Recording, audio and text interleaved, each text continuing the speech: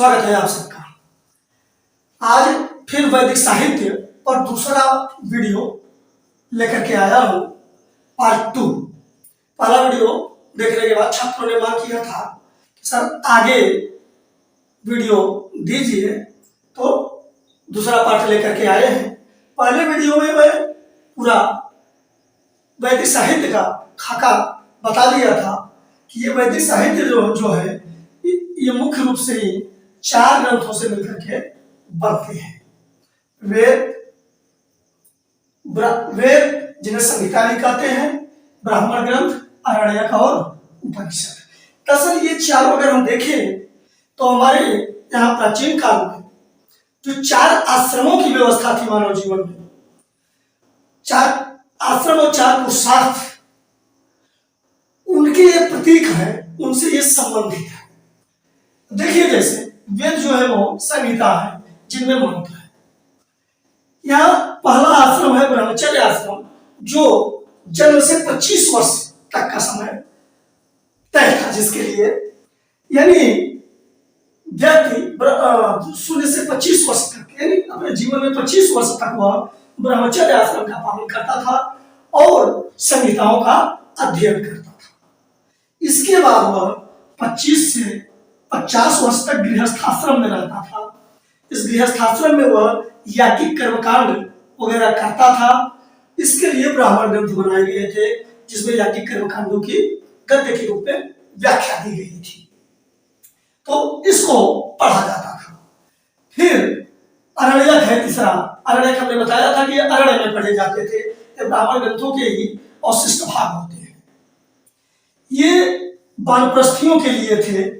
जब 50 से 75 वर्ष यानी 50 वर्ष के बाद लोग वन की ओर उन्मुख होते थे, धीरे धीरे गृहस्थ का मोह छोड़ने का प्रयास करते थे, तब अरण्यक का अध्ययन किया जाता था। और 50 से 75 तक ये वानप्रस्थ आश्रम था। फिर 75 के बाद जब तक वे जीवित रहते थे वह संन्यास आश्रम था, यानी पूर्ण रूप से था, उपनिषदों का अध्ययन किया जाता था। ये आरण्यक और उपनिषद हमने बताया था, ये दार्शनिक ग्रंथ है। इनकी चर्चा हम विधिवत पिछले वीडियो में कर चुके हैं। अब हम आज इन वेदों पर और इसमें शामिल करेंगे वेदांग, ठीक, और तब जाकर के साहित्य, वैदिक साहित्य दोनों वीडियोस मिला के पूरा होगा। और चलते हैं इनका अलग अलग अध्ययन करते हैं। चलिए देखते हैं। अब ऋग्वेद पहला वेद लेते हैं। यह ऋग्वेद सबसे प्राचीन वेद है, ये सबसे प्राचीन संहिता है यह। और वैदिक संस्कृत में जो वैदिक साहित्य है, इस बात को पहले आप समझ लीजिए, ये वैदिक साहित्य में लिखे गए हैं, वैदिक संस्कृत में लिखे गए हैं। एक होता है वैदिक संस्कृत, एक होता है लौकिक संस्कृत। वैदिक संस्कृत सबसे प्राचीन भाषा विश्व की है, उसी में वेद लिखे गए हैं, यानी जो वैदिक साहित्य भी हमने बताया। तो ये वैदिक संस्कृत और लौकिक संस्कृत ये दोनों सर्वथा भिन्न है। लौकिक संस्कृत जानने वाला कोई जरूरी नहीं है कि वह वैदिक संस्कृत जानेगा। महर्षि पाणिनि ने लौकिक संस्कृत को नियमों में बांधा, लेकिन वैदिक संस्कृत के लिए जब वो प्रयास किए तो सफल नहीं हुए, उसमें अपवाद रह ही जाते थे। तो ये जो है वैदिक संस्कृत में लिखे गए हैं, जो आर्यों के सबसे प्राचीन भाषा के रूप में जानी जाती है। ऋग्वेद से आर्यों के बारे में, आर्यों के इतिहास के बारे में जानकारी मिलती है। यही आर्यों के इतिहास को जानने का सबसे प्रमुख स्रोत है। अब यह ऋग्वेद दरअसल ऋग शब्द से बना है। ऋग में जब हम वेद जोड़ते हैं तो यह क जो है वह ग बन जाता है, यह ऋग्वेद। और वेद कैसे बने, वैदिक साहित्य, वैदिक शब्द कैसे आए, इन सब की चर्चा हम पिछले वीडियो में अच्छी तरह से कर दिए हैं, उनको भी आप समझ लीजिए, देख लीजिए। ये ऋग्वेद है क्या? ऋचाओं का क्रमबद्ध अध्ययन है, इसमें क्रमबद्ध ज्ञान है ऋचाओं का। ऋचा क्या होते हैं? मंत्र। जो ऋग्वेद के मंत्र हैं उनको ऋचा कहा गया। ठीक, इस ऋग्वेद का जो विभाजन करते हैं वह दो आधार पर करते हैं। पहला अष्टक आधार पर, यानी पूरे ऋग्वेद को 8 अष्टकों में पहले बांट दिया गया है और हर अष्टक में 8 अध्याय रखे गए हैं। हर अष्टक में 8 अध्याय और कुल 8 अष्टक, तो कुल अध्याय हो गए 8 पूरे 8, यानी ऋग्वेद में कुल 64 अध्याय है।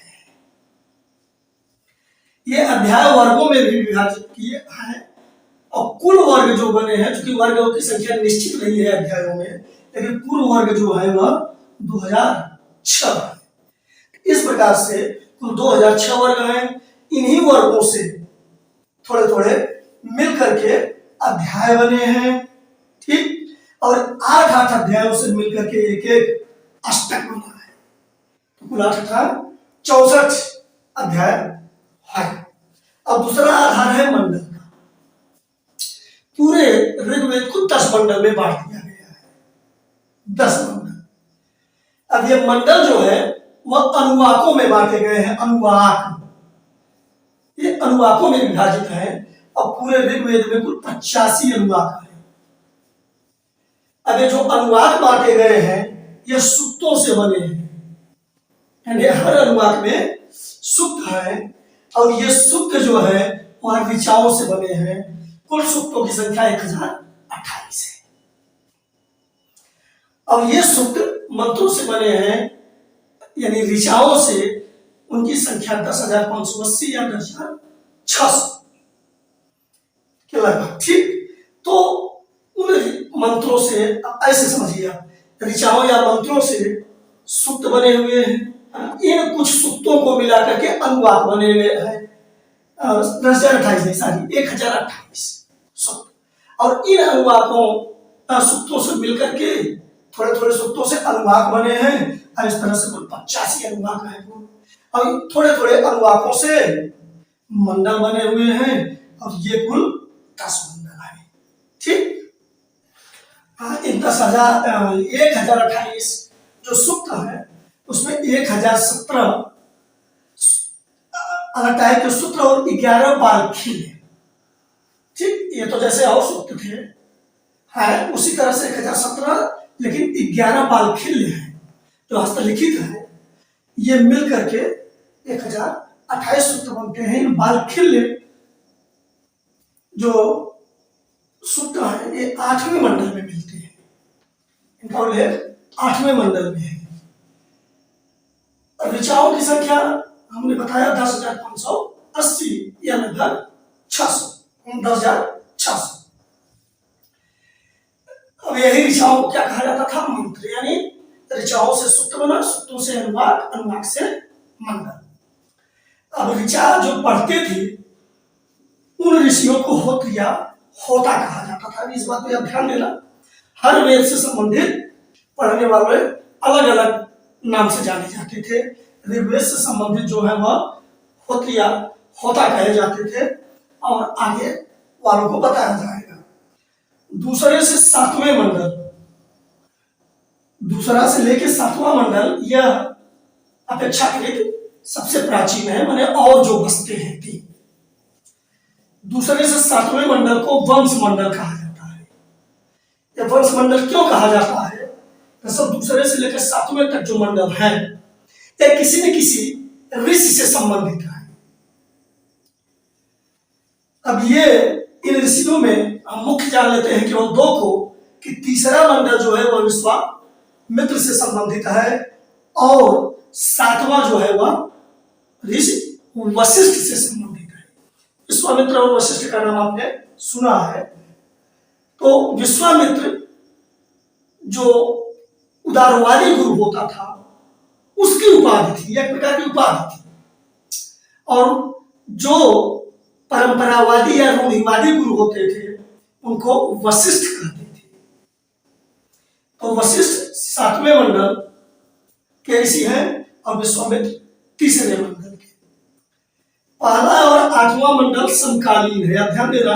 दूसरा 7वां अपेक्षाकृत, दूसरे से 7वें मंडल तक अपेक्षाकृत अधिक प्राचीन है और पहला और आठवां जो है वो समकालीन माने जाते हैं, एक साथ लिखे गए हैं, जोड़े गए हैं। 10वां मंडल सबसे बाद में जोड़ा गया है, सबसे बाद में जोड़ा गया। इसको तो रखना बहुत आसान है कि जब अंत में है तो सबसे अंत में आया होगा। अब हम एक एक मंडलों के बारे में कुछ समझ लेते हैं। तीसरे मंडल में विश्वामित्र द्वारा रचित प्रसिद्ध गायत्री मंत्र है। अब ध्यान देना इस चीज को। गायत्री मंत्र वही ओम भूर्भुवः स्वः तत्सवितुर्वरेण्यं भर्गो देवस्य धीमहि धियो यो न प्रचोदयात्, जिनको आप जानते हैं यही गायत्री मंत्र है। इसके रचयिता विश्वामित्र हैं और विश्वामित्र किस मंडल से संबंधित है? तीसरे। ठीक, दरअसल गायत्री मंत्र यहां मैं बता दूं तो आगे बढ़ूं, ये गायत्री मंत्र सविता देवता को समर्पित है। कहीं आप यह भ्रम प्रश्न समझ ले कि गायत्री मंत्र गायत्री देवी को समर्पित है। दरअसल गायत्री देवी है वो सही है, लेकिन ये गायत्री एक प्रकार का छंद है, छंद का प्रकार है गायत्री, जिसका क्या कहते हैं उपयोग ऋग्वेद के ऋचाओं में किया गया है। तो अब उस आधार पर इसे गायत्री मंत्र कहा जा सकता है या गायत्री देवी भी मान्यता में है। ठीक, हमें उस पर नहीं जाना है, लेकिन यह जानना है कि यह देव सविता को समर्पित है और सविता का मतलब सूर्य। ठीक, सविता का मतलब सूर्य। 7वें मंडल में एक महत्वपूर्ण घटना हुई थी, 10 राज्य युद्ध। इस युद्ध में सुदास और 10 राजा शामिल थे और उन 10 राजाओं में 5 आर्य थे और 5 अनार्य। अनार्य का मतलब जो आर्य नहीं थे। यह परुषणी रवि माने रावी नदी, जिसे आज हम रावी नदी कहते हैं, ऋग्वेद में उसको परुषणी कहा गया है। रावी नदी के तट पर लड़ा गया था। इस युद्ध में सुदास विजयी रहा। ठीक, चलिए देखिए, अवेस्ता जो कि पारसी ग्रंथ है, ईरानी ग्रंथ, पारसियों का पवित्र ग्रंथ है अवेस्ता, इसकी समकालीनता ऋग्वेद के साथ मानी जाती है। अवेस्ता की जो गाथाएं हैं वो ऋग्वेदों के ही श्लोकों में मिलती हैं, शब्दों में कुछ बदलाव के साथ समानता पाई जाती है। ऋग्वेद में 33 प्रकार के यानी कोटि, जिसको हम कहते हैं, के देवताओं का उल्लेख है। अब आप जानते हैं कि अब धर्म को बदनाम करने के लिए लोग 33 कोटि को 33 करोड़ देवता भी कह देते हैं। और ये गलत धारणा है, उनकी अज्ञानता है। वो कोटि मतलब प्रकार होता है, तो 33 प्रकार के देवता का उल्लेख होता है। 33 देवताओं का नाम भी दिया गया है उसमें। ठीक, तो हम यहाँ प्रकार अर्थ लेंगे, 33 प्रकार के देवता का उल्लेख किया गया है। सोम देवता का उल्लेख 9वें मंडल में मिलता है। यह सोम प्रमुख देवताओं में से है। इंद्र को सबसे शक्तिशाली देवता माना गया है। सबसे शक्तिशाली देवता में इंद्र माने जाते हैं, ऋग्वेद में माने गए हैं। इनकी स्तुति में 250 ऋचाएं हैं। अब ध्यान देना, इंद्र को सबसे शक्तिशाली देवता माना गया है ऋग्वेद में। 250 ऋचाएं केवल इनको समर्पित है। ऋग्वेद में बहुदेववाद, एकेश्वरवाद और एकात्मवाद के बीज मिल जाएंगे, मतलब ये प्राप्त होते हैं। यानी ये जो बहुदेववाद, एकेश्वरवाद, एकात्मवाद दर्शन है, उसकी शुरुआत ऋग्वेद से ही हो जाती है। ऋग्वेद में 25 नदियों का उल्लेख किया गया है, जिसमें सिंधु का उल्लेख सबसे अधिक बार। अब ध्यान देना, सबसे अधिक बार उल्लेख सिंधु का। दरअसल इस ऋग्वेद की रचना जो है वह उसी क्षेत्र में हुई थी, सिंधु क्षेत्र में ही, सप्त सैंधव प्रदेश जिसको कहते हैं। ठीक, इसको भी आप जानते रहिए। सप्त सैंधव क्षेत्र में क्या हो सकता है, कहीं पंजाब लिखा हो तो वहां ऋग्वेद की रचना हुई थी। तो सिंधु का उल्लेख सबसे अधिक बार है, लेकिन सरस्वती नदी को सबसे पवित्र नदी कहा गया है। सरस्वती नदी को सबसे पवित्र माना गया है और सिंधु नदी का उल्लेख सबसे अधिक बार हुआ है। गंगा का प्रयोग केवल एक बार मिलता है, यमुना का प्रयोग 3 बार किया गया है। प्रसिद्ध सूक्ति अस्तोमासन गमय का उल्लेख भी ऋग्वेद में मिलता है। ठीक, अस्तोमा शब्द गमय माने ये ईश्वर मुझे असत्य से सत्य की ओर ले चलो। आर्य का अर्थ जो वेद में आर्य शब्द का प्रयोग किया गया है उसका अर्थ श्रेष्ठिया शब्द से है।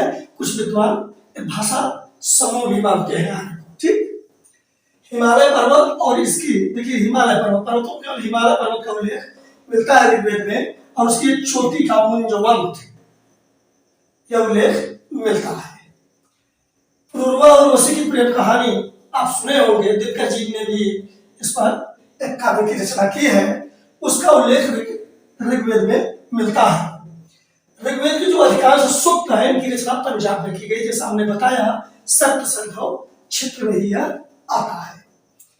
ऋग्वेद में जो स्त्री रचयिताएं थी जिन्हें प्राचीन काल की वैदिक काल की विदुषी महिलाएं कहा जाता है, लोपामुद्रा, घोषा, सची, पनोमी आदि थी। अब समझ लेते हैं कि ऋग्वेद में कुछ नदियों का उल्लेख किया गया है जिनका नाम इसमें बदल चुका है। जैसे देखिए यहाँ वैदिक नाम और ये वर्तमान नाम क्या हो गया है उनका। जैसे परशुरी नदी को अब रावी कहते हैं। वैदिक नाम में जो शतुद्री है उसको आज सतलज के नाम से जानते हैं। अस्किनी को चिनाव के नाम से, जो ऋग्वेद में अस्किनी नदी है उसे आजकल चिनाव नदी कहते हैं। वितस्ता का मतलब झेलम, विपाशा नदी व्यास नदी के लिए प्रयुक्त है जो वर्तमान में व्यास नदी कही जाती है।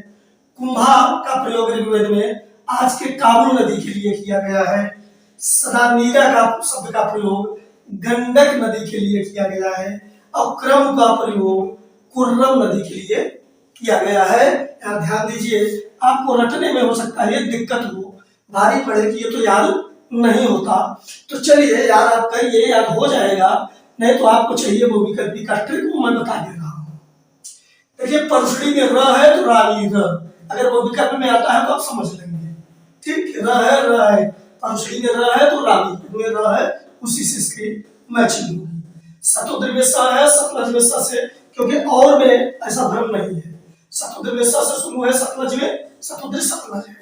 अस्किनी में आप देखिए कि अगर चाहे तो आप ऐसे भी बैठा सकते हैं कि इसमें न है और इसमें भी न है, तो अस्किनी चिनाव से संबंधित ऐसा संयोग वो किसी में नहीं है, तो आप विकल्प में बना सकते हैं। वितस्ता से झेलम का संयोग आपको दिक्कत करेगा, लेकिन जब आप और जान लेंगे तो वितस्ता या झेलम समझ लेंगे अपने आप। विपाशा वह है व्यास, विपाशा और व्यास बहुत ज्यादा दिक्कत नहीं होगा इन शब्दों में। वह है स है विपाशा व्यास। कुंभा का काबुल ये भी मैच कर रहा है, तो कैसे समझ लेंगे। क्रम और कुर्रम बढ़िया मैच कर रहे हैं, क्रम कुर्रम। ठीक, इसमें अर्धाक्षर यहाँ है, इसमें यहाँ, उसमें कोई दिक्कत नहीं है। सदा नीरा और गंडक, सदा नीरा को गंडक कहते हैं और वितस्ता को झेलम, ये आपको दिमाग में बैठा लेना है। चलिए ऋग्वेद में आए कुछ शब्दों के अर्थ को समझ लेते हैं। जैसे वाय शब्द का प्रयोग वहां जो किया गया है, वाय का अर्थ है जुलाहा। ततर शब्द का प्रयोग किया गया है करघा के लिए। ठीक, अमाजू शब्द का प्रयोग अविवाहित कन्या के लिए किया गया है। दासत्व जो है वह अश्विनी कुमार के लिए, जो कि वैद्य देवता माने जाते हैं, उनके लिए किया गया है। ऋग्वेद का ब्राह्मण ग्रंथ ऐत्रेय और कौशिक है, जो आपको बता चुका हूँ, इसे भी रटा चुका हूँ। ऐ कौशिक ऋग्वेद पढ़, यानी ऋग्वेद के ब्राह्मण ग्रंथ ऐत्रेय और कौशिक और बताया था कि इन्हीं ब्राह्मण ग्रंथों से अरण्य ग्रंथ बने हैं, तो यही दो अरण्य ग्रंथ भी हो जाते हैं, अरण्य और कौशिक। ऋग्वेद के 4वें मंडल में कृष का उल्लेख मिलता है। 4वें मंडल में कृष का उल्लेख है। ये 10वां मंडल, आप ध्यान दीजिए, 10वें मंडल में प्रसिद्ध पुरुष सूक्त है, जिसमें 4 वर्णों की उत्पत्ति उस विराट पुरुष के अंगों से दिखाया गया है। पुरुष सूक्त में 4 वर्णों की उत्पत्ति दिखाई गई है ऋग्वेद में, उस विराट पुरुष के अंगों से। कौन कौन से अंग हैं, इसके लिए उसमें एक अंतर है कि ब्राह्मणो वश्य मुखमासीत बाहो राजान्या कृत उत्तरस्थ पद वैश्यम पदभ्याम शूद्रो अजायत।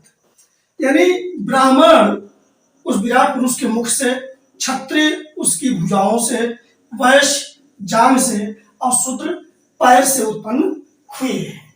इसमें फिर और आगे काफी चीजों की उत्पत्ति बताई गई है, जैसे चंद्रमा मनुष्यो जाता और चक्षो सूर्यो अजायत और स्रोता वायु च प्राण च और अग्नि मुखात अजायत।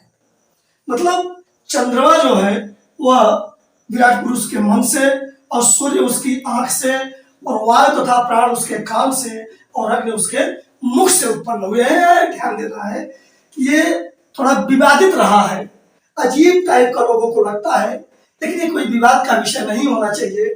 यह एक प्रतीक मात्र है। देखिए विष्णु का वामनावतार, यह भी देखिए महत्वपूर्ण है। विष्णु, भगवान विष्णु का वामनावतार, जिसमें वो वामन का रूप धारण करके आए थे राजा बलि की परीक्षा लेने के लिए, जिसमें वो 2.5 कदम भूमि मांगे थे। वो कहानी आप सुने होंगे। तो वो वामन समझते हैं ना, बावना, तो द्वार्फ जिसे कहते हैं अंग्रेजी में। विष्णु का वामनावतार यह ऋग्वेद में उल्लिखित है। ठीक, वामनावतार की चर्चा ऋग्वेद में है। अब हम देख लेते हैं ऋग वैदिक काल के प्रमुख देवता। तो सबसे शक्तिशाली देवता में इंद्र माने जाते थे। ठीक, इंद्र या इन्हें पुरंदर भी कहा गया है। पुरंदर ये आर्यों के युद्ध नेता थे, युद्ध के नेता। अग्नि मनुष्य और देवताओं के मध्यस्थ देवता माना जाता था।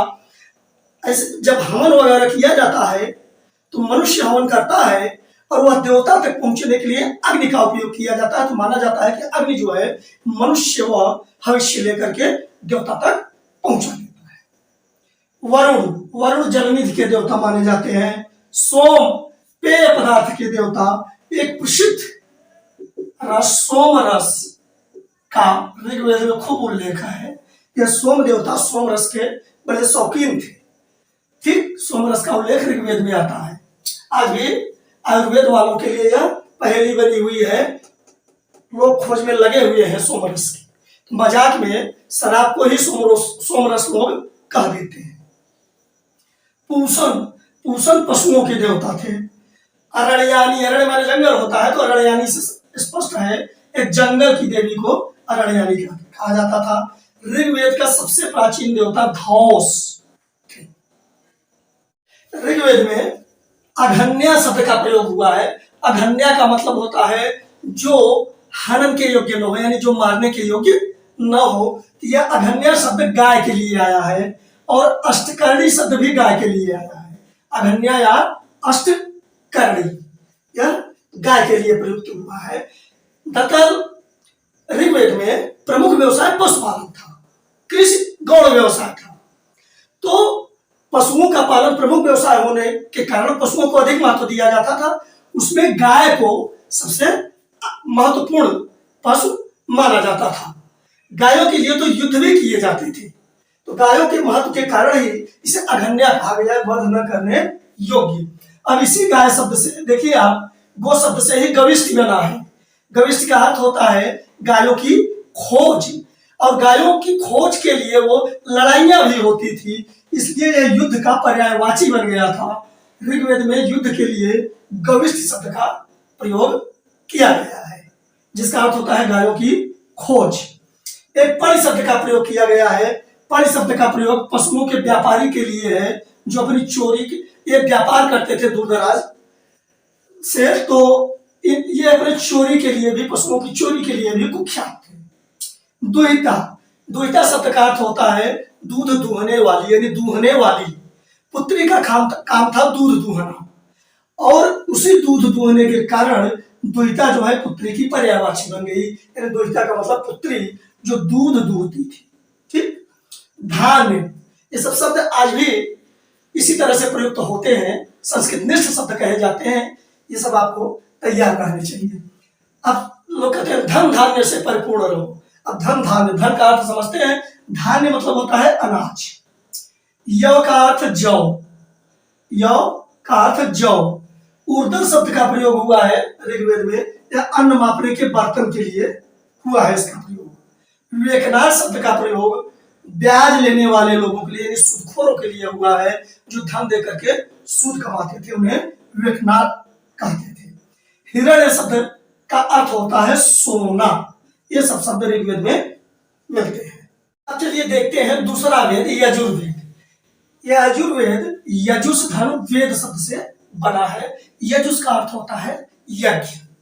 ठीक, तो इसमें यज्ञ से संबंधित मंत्र है, यज्ञ से संबंधित मंत्र है। इसमें यह गद्य और पद्य दोनों में लिखा है। ध्यान देना, ऋग्वेद में केवल मंत्र है, संहिता, लेकिन यजुर्वेद में गद्य और पद्य दोनों है, यानी इसमें मंत्र भी है। और याद रखिए, याद करिए, पिछले वीडियो की बात में अच्छी तरह से बताया था कि इन पर जो ब्राह्मण ग्रंथ भी लिखे गए वेदों पर, तो गद्य में उन मंत्रों की व्याख्या की गई है।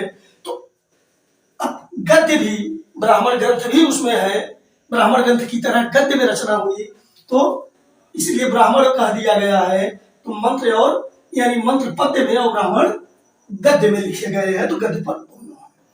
इसका ऋत्विज, देखिए ऋत्विज शब्द जब आए तो ऋत्विज का अर्थ आप समझेंगे मंत्र को पढ़ने वाला। चारों वेदों के ऋत्विज जो है वो अलग अलग नामों से जाने जाते थे। जैसे ऋग्वेद के जो ऋत्विज थे उन्हें होत्र या होता कहा जाता था। ठीक, और ऋग्वेद के, यजुर्वेद के जो ऋत्विज हैं यानी मंत्र पढ़ने वाले, उन्हें अध्वर्यु कहा जाता है। यह ऋग्वेद यज्ञ से संबंधित विधि विधान इसमें है। इसे वाजसनेय संहिता भी कहते हैं। तो संहिता तो हमने बताया था वेद को कहते हैं। वाजसनेय क्यों कहते हैं? वाजसनेय याज्ञवल्क्य की पर्यायवाची शब्द है। याज्ञवल्क्य के पिता थे वाजसन, तो वाजसन का पुत्र वाजसनेय, वाजसन का पुत्र वाजसनेय। तो याज्ञवल्क्य के मंत्रों की रचना करने के कारण याज्ञवल्क्य की पर्यायवाची वाजसनेय है, इसलिए वाजसनेय संहिता भी इसे कहा जाता है। इसमें 40 अध्याय हैं, 663 मंत्र तो सीधे सीधे ऋग्वेद से लिए गए हैं। ऋग्वेद के मंत्र चूंकि हर वेदों में मिलते हैं, इसलिए ऋग्वेद को सबसे प्राचीन मानने में कोई दुविधा भी नहीं है। वैसे उसकी अन्य चीजें भी उसे सबसे प्राचीन साबित करती हैं। रचना इसकी कुरुक्षेत्र में हुई। ऋग्वेद की रचना सप्त संधव क्षेत्र में और यजुर्वेद की रचना कुरुक्षेत्र में हुई थी। इसका अंतिम अध्याय लीजिए, ईशावास्य उपनिषद है। जबकि पहले बता चुका हूं कि ये उपनिषद बाद में उससे संबंधित, वेदों संबंधित लिखे गए। अब ये अंतिम वाला यही एक ऐसा है जिसके अंत में ये उपनिषद है, ईशावास्य उपनिषद। यह महत्वपूर्ण है। ईशावास्य उपनिषद किस वेद से संबंधित है? तो यह यजुर्वेद से संबंधित है। चलिए, प्रजापति अब यजुर्वेद में देखिए, ऋग्वेद में इंद्र प्रमुख देवता थे और यजुर्वेद आते आते अब यजुर्वेद में प्रजापति प्रमुख देवता बन गए थे। यहाँ ध्यान दीजिए, 9वें पॉइंट पे महामृत्युंजय मंत्र, जिसको कहा जाता है कि मृत्यु पर भी विजय प्राप्त करने के लिए यह मंत्र सक्षम है। यह भगवान शिव को समर्पित मंत्र है। चलिए, प्रजापति अब यजुर्वेद में देखिए, ऋग्वेद में इंद्र प्रमुख देवता थे और यजुर्वेद आते आते अब यजुर्वेद में प्रजापति प्रमुख देवता बन गए थे। यहाँ ध्यान दीजिए, 9वें पॉइंट पे महामृत्युंजय मंत्र, जिसको कहा जाता है कि मृत्यु पर भी विजय प्राप्त करने के लिए यह मंत्र सक्षम है। यह भगवान शिव को समर्पित मंत्र है। यजुर्वेद के रुद्र अध्याय में महामृत्युंजय मंत्र मिलता है। वह मंत्र आप सुने होंगे, ओम त्र्यंबकम यजामहे सुगंधिम पुष्टिवर्धनम उर्वारुकमिव बंधनात् मृत्योर्मुक्षीयमामृतात्। तो वह मंत्र यजुर्वेद में मिलता है। यजुर्वेद के दो भाग हैं, शुक्ल यजुर्वेद और कृष्ण यजुर्वेद। शुक्ल यजुर्वेद का मतलब है कि यह वह भाग है जिसमें केवल मंत्र है, पद्य है, यानी यह अमिश्रित भाग है। ठीक, और कृष्ण यजुर्वेद में पद्य और गद्य दोनों है। जिस भाग में वह कृष्ण यजुर्वेद है यानी इसमें मंत्र भी है और ब्राह्मण भी, यह मिश्रित है, इसलिए इसे कृष्ण यजुर्वेद कहा जाता है। ऐसे समझ लीजिए जैसे जिस मनुष्य के अंदर सरलता हो, स्वच्छता हो, केवल एक चीज, एक विचार स्पष्ट उसका क्या नेचर है पता हो, तो वह साफ सुथरा आदमी है, वह शुक्ल है। शुक्ल का मतलब सफेद, साफ सुथरा। और जिसमें क्या कहते हैं, मिश्रण हो, कहता कुछ हो, सोचता कुछ हो, करता कुछ हो, तो उसी को कहते हैं अंदर से काला है। तो चूंकि पद्य और गद्य दोनों मिले हुए हैं, इसलिए इस भाग को कृष्ण यजुर्वेद कहते हैं। अब यजुर्वेद के ब्राह्मण ग्रंथ ये पहले बता चुका हूं, जल्दी से बता देता हूं। शुक्ल यजुर्वेद का एक है शतपथ ब्राह्मण, इसमें 100 अध्याय होने के नाते शतपथ कहा गया है इसे, ठीक। और कृष्ण यजुर्वेद के तैतरीय, मैत्रायणी, कठ और कपिष्ठल है। ट्रिक में हमने बताया था पिछले वीडियो में, तय में काठ का पिष्ठल, इसलिए अब ट्रिक यहां नहीं बताऊंगा, टाइम बचे। यजुर्वेद के उपनिषद, देखिए जो महत्वपूर्ण उपनिषद है वो वास्तव में यजुर्वेद से ही संबंधित है। श्वेताश्वतर, बृहदारण्यक, ईश, प्रश्न, केल, मुंडक।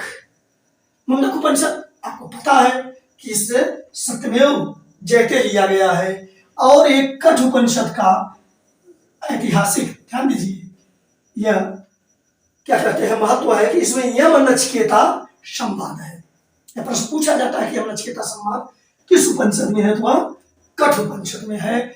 और ऋग्वेद के बाद अगर कोई महत्वपूर्ण स्रोत है ऋग्वेद वैदिक काल के लिए, तो वह यह शतपथ ब्राह्मण है, ठीक।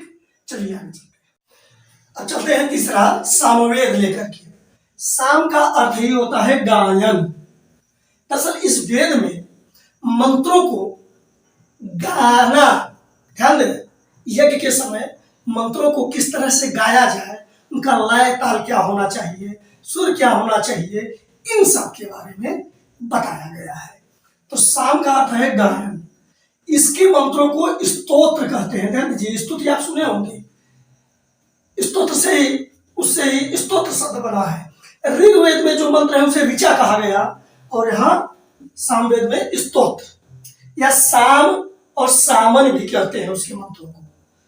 इसमें 99 मंत्र को छोड़ करके सारे मंत्र ऋग्वेद से लिए गए हैं, ठीक। सभी वेद, यहां ध्यान दीजिए, इसे सभी वेदों का सार माना जाता है।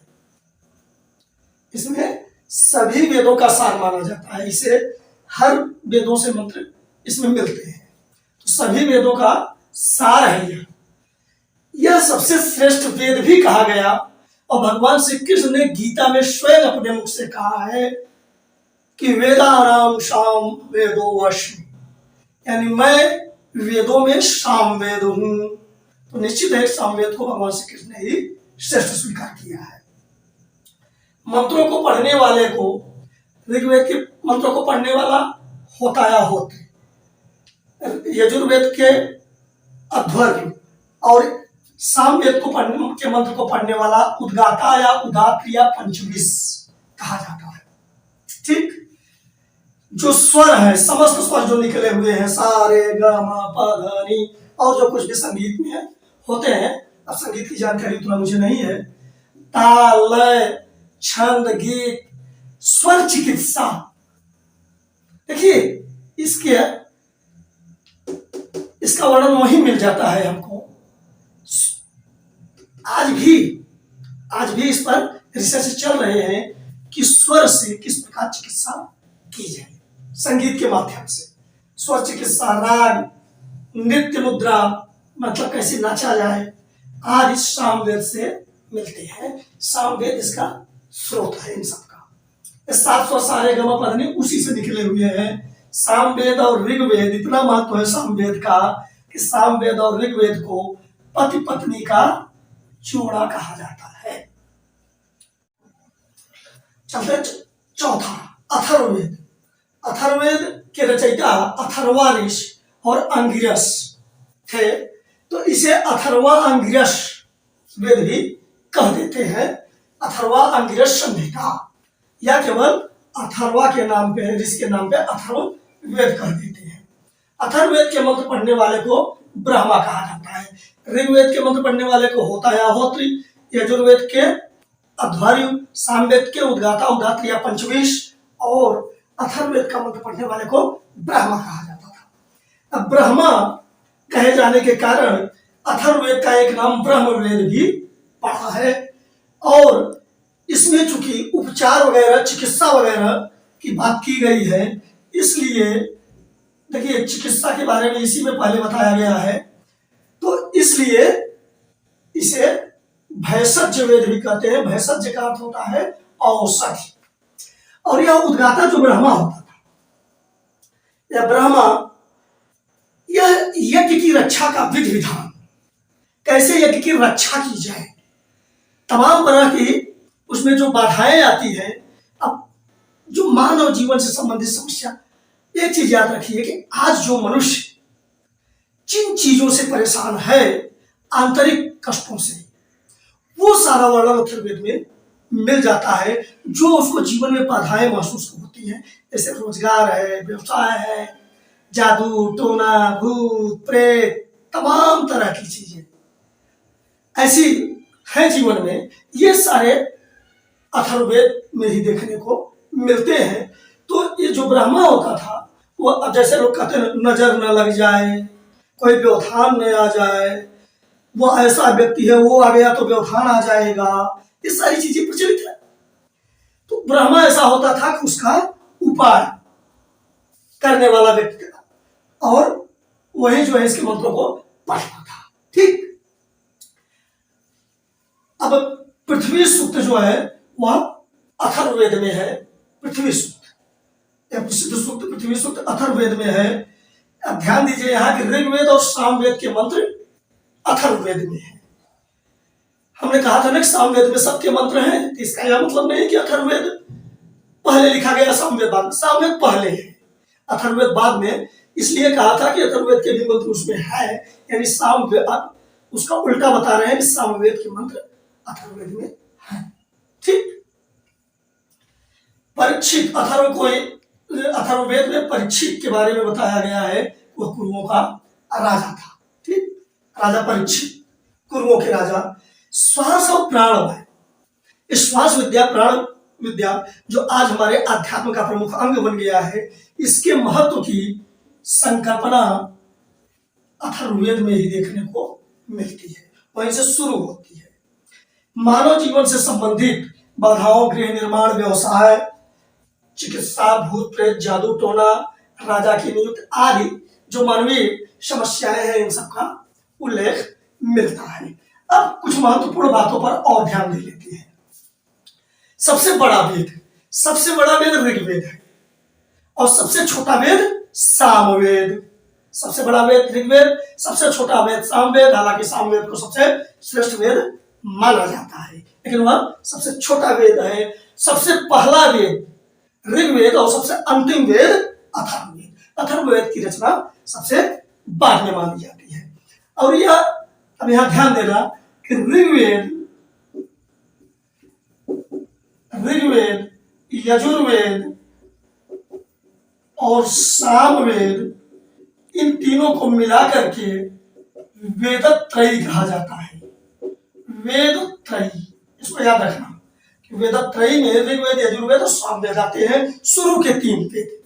फिर अथर्ववेद क्यों नहीं आता? अथर्ववेद तो सब है क्या? अथर्ववेद इन तीनों में ऐसा नहीं है कि अथर्ववेद नहीं शामिल है, इन्हीं के श्लोक तो अथर्ववेद में है। और जो विधि विधान इन सब में है, उनकी रक्षा कैसे की जाए, यह सब अथर्ववेद में वर्णित है। इसलिए वेदत्रयी में केवल इन्हीं तीनों को शामिल किया जाता है। अगर जो ब्रह्मा अथर्ववेद के मंत्रों को पढ़ने वाला होता था, ऐसा नहीं था कि वह इन तीनों को नहीं जानता था, वह इन तीनों को भी जानने वाला था। अब चलते हैं वेदांग लेकर के। वेद, उपनिषद, वेद, ब्राह्मण, आरण्यक, उपनिषद, चारों को मिलाकर के हमने बताया था वैदिक साहित्य पूरा हो जाता है। ठीक। लेकिन वेदांग को भी उसमें शामिल कर लिया जाता है, इसलिए कि वेद और ब्राह्मण ग्रंथों को, उपनिषदों को समझना बड़ा कठिन था, यह हर व्यक्ति को समझ में नहीं आता था। इसलिए बाद के विद्वानों ने वेदों को समझाने के लिए, ब्राह्मण ग्रंथों को समझाने के लिए, उसमें जो जैसे ब्राह्मण ग्रंथ में यज्ञ को जो गद्यों में समझाया गया है, उसको समझाने के लिए वेदांगों की रचना की कि यानी अगर उन वेदों को समझना है, ब्राह्मण ग्रंथों को समझना है, तो पहले इन चीजों को तैयार रखो, तब वेद समझ में आएगा। अब वो कौन सी चीजें हैं जिनको अगर आप तैयार रखते हैं, यानी जिनमें शिक्षित हो जाते हैं, तभी वेद आपको समझ में आएंगे। तो विद्वानों ने ऐसी 6 चीजों को निर्धारित किया कि इन 6 चीजों को आप पहले जानिए, तब सही ढंग से आप वेदों का उच्चारण कर पाएंगे, उनको मंत्रों को समझ पाएंगे, सही ढंग से याज्ञिक कार्य कर पाएंगे, कर्मकांडिक कार्य कर पाएंगे। तो इन चीजों को जानिए पहले। तो जिन चीजों को जानिए पहले वाली बात है, उन्हीं को कहा गया कि वेदों के अंग, यानी वेदों के अंग हैं, इनको जान लीजिए तो वो बात समझ में आएगी। तो ये वेदांग विद्वान पहले बनाए 6, वेदांगों की संख्या 6 है। यह महत्वपूर्ण टॉपिक है वैदिक साहित्य में। वेदांग की संख्या 6 है। शिक्षा, कल्प, व्याकरण, निरुक्त, ज्योतिष, छंद। शिक्षा, कल्प, व्याकरण, निरुक्त, ज्योतिष, छंद रटना है आपको। आप रट लीजिए, एक एक करके समझा दे रहा हूं कि ये है क्या वास्तव में। शिक्षा जो है, इसमें बताया जाता था कि वेद मंत्रों का शुद्ध पठन कैसे किया जाता है। यानी जब आप यज्ञ वगैरह कर रहे हैं तो मंत्रों का शुद्ध पाठ कैसे करेंगे, शुद्ध उच्चारण कैसे करेंगे, यह जिस भाग में बताया गया, जिस अंग में बताया गया, उसे शिक्षा कहा गया। अरे इसी प्रकार की शिक्षा तो आप भी लेते हैं कि अंग्रेजी का शुद्ध उच्चारण कैसे करें, टीचर आपको समझाते हैं, वही चीजें यहाँ थी। फिर क्या होता है, कल्प। आप ध्यान दीजिए, आप जो पढ़ते हैं वही चीजें ये भी थी। कल्प। अब इस कल्प में ध्यान देना कि जो कर्मकांडीय पद्धति वगैरह बहुत अधिक विस्तृत करके लिखे गए थे, उनको समझने के लिए सूत्र बनाए गए। जैसे आप बड़ी बड़ी चीजों को समझने के लिए सूत्र बना लेते हैं, उस सूत्र से ही बात समझ में आ जाती है। ठीक उसी तरह से यह कल्प है। कल्प का मतलब ही होता है, कल्पना इसी से बना हुआ है। ठीक, यानी आप उसकी सृष्टि कर ले, रचना कर ले, यानी सूत्र बना ले। कल्प का अर्थ एक तरह से समझ लीजिए सूत्र बना ले। तो कल्प कर्मकांडों का प्रतिपादन है, यज्ञों का विधान है। इसमें तो बड़ी बड़ी जो क्या कहते हैं गद्य में व्याख्यायित चीजें थी, उनके लिए सूत्र स्थापित कर दिए गए। उन्हीं सूत्रों को सूत्र साहित्य कहा गया। ये सूत्र साहित्य आप जानते रहिए, वेदांग के कल्प वाले भाग से संबंधित है। ठीक, अब वे सूत्र बताए गए तो उन सूत्रों में 4 तरह के सूत्र बताए गए। एक श्रौत सूत्र। श्रौत सूत्र क्या होता था, यज्ञ से संबंधित जो कर्मकांड होते हैं, उनके मंत्रों को संक्षिप्त रूप में, सूत्र रूप में बना दिया गया। गृहस्थ सूत्र, यह गृहस्थ सूत्र गृहस्थों के लिए बनाया गया। अब ध्यान दीजिए, यह भी 4 आश्रम और 4 वर्णों से लगभग संबंध रखते हैं। अब श्रौत सूत्र यज्ञ संबंधी कर्मकांड, यानी जब आप समझ सकते हैं कि जैसे जब वेद विद्यार्थी सीख रहे हैं उस समय के लिए। अब गृहस्थ सूत्र, अब गृहस्थ के दैनिक यज्ञों से संबंधित सूत्र, यानी गृहस्थ जो कर्मकांड, जैसे ब्राह्मण ग्रंथ में हमने बताया था कि गृहस्थों संबंधित कर्मकांड थे। बाद वाले अरण्य जो थे वो जंगलों में पढ़े जाते थे। तो जो गृहस्थ से संबंधित यज्ञ है, उनके लिए सूत्र जिसमें बताया गया वह गृहस्थ सूत्र कहा गया। अब धर्म सूत्र। अब धर्म अब क्या बनता है, इसके बाद सामाजिक नियम व्यवहार ये सब चाहिए कि नहीं चाहिए, आज भी आप उस बात को करते हैं, तो वह चीज धर्म सूत्र कहा गया। इसमें सामाजिक नियम, 4 वर्ण, 4 आश्रम से संबंधित सूत्र दिए गए। एक है सुनो सूत्र, यानी यज्ञ वेदियों के निर्माण से संबंधित सूत्र, यानी यज्ञ वेदियों का निर्माण किस प्रकार करें। व्याकरण तीसरा है व्याकरण। व्याकरण का अध्ययन क्यों जरूरी है, इसमें संस्कृत के धातु रूप प्रत्यय का ज्ञान था। बिना इनके ज्ञान के तो मंत्र समझ में आएंगे नहीं। इसलिए व्याकरण भी जरूरी है। निरुक्त, निरुक्त का अर्थ ये होता है निर्धन उक्त। अब जब आप किसी चीज को पढ़ते हैं, किसी अन्य भाषा को या अपनी ही भाषा को, तो क्या करते हैं, कठिन शब्द चुनते हैं। तो कठिन शब्द चुनेंगे तो उसका अर्थ बताने वाला भी कोई होना चाहिए। तो निरुक्त जो है उन्हीं कठिन शब्दों को बताता है जो वेद मंत्रों में है कि इनका क्या अर्थ होगा। तो और जो कठिन शब्द है वेद के, उनको निघंटु कहा जाता है। यह भी आप जानते रहिए, उन कठिन शब्दों को निघंटु कहा जाता है। उनकी व्याख्या निरुक्त में की गई है कि इनका अर्थ क्या होगा। और ज्योतिष, ज्योतिष की जरूरत कर्मकांड के लिए, यज्ञ के लिए, शुभ पक्ष, तिथि, संवत्सर का ज्ञान करने के लिए ज्योतिष की आवश्यकता पड़ी। काल ज्ञान, ठीक। छंद, छंदों का ज्ञान, यानी कौन छंद कैसे बनता है, छंद तो कई प्रकार के होते हैं, तो यह भी ज्ञान दिया जाता था। जैसे आज आप पढ़ते हैं दोहा, चौपाई, सोरठा, रोला, ठीक इस तरह की, तो इनका भी ज्ञान जरूरी था।